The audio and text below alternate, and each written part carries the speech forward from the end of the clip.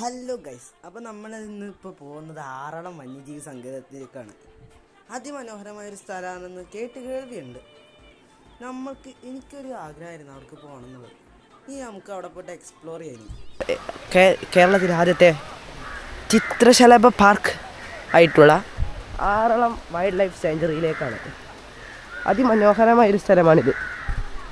അതിൻ്റെ അടുത്തുള്ളൊരു പുഴയിലാണ് ഇപ്പോൾ ഞാൻ നിൽക്കുന്നത്. പുഴയുടെ ഒരു ചീങ്കണ്ണിപ്പുഴയാണ്. നമ്മളിപ്പോൾ ആ പുഴയുടെ അറ്റത്തെ പ്രഷറാണ് നമ്മളിപ്പോൾ ടെസ്റ്റ് കാണിച്ചത്. നല്ല പ്രഷറിൽ ഒഴുകണ വെള്ളമാണ് ഇവിടുത്തെ. ഞാൻ ഉദ്ദേശിച്ചത് ഒഴുക്കി